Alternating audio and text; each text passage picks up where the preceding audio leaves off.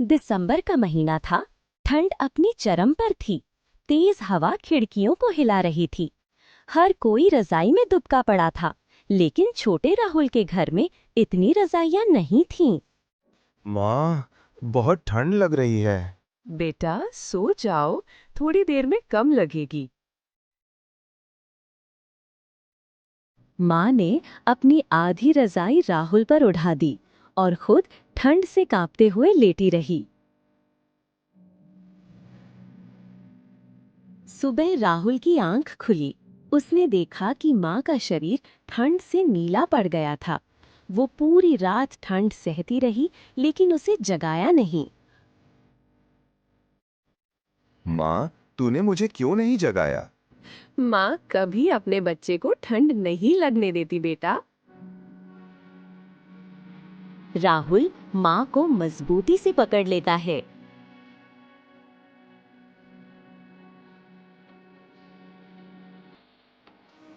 समय बीता। राहुल बड़ा हुआ, पढ़ाई में होशियार था। वो शहर जाकर पढ़ा, नौकरी मिली। अब वो एक बड़ा अधिकारी बन चुका था।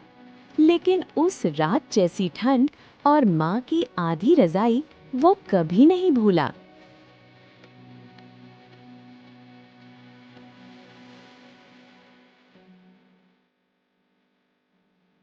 कई सालों बाद पहली बार राहुल सर्दियों में अपने गांव लौटा।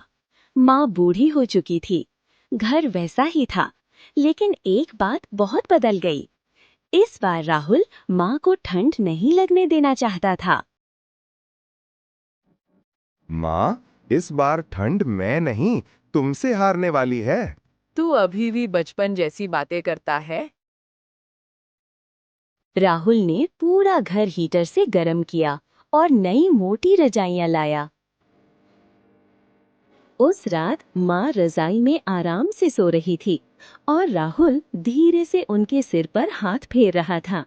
माँ के चेहरे पर सुकून था। शायद इतने सालों में पहली बार ठंड ने उसे परेशान नहीं किया था।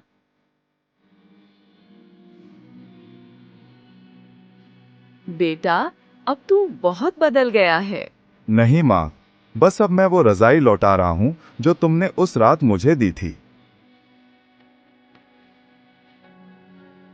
जिंदगी में लोग बहुत मिलेंगे, लेकिन माँ जैसा प्रेम कोई नहीं देता।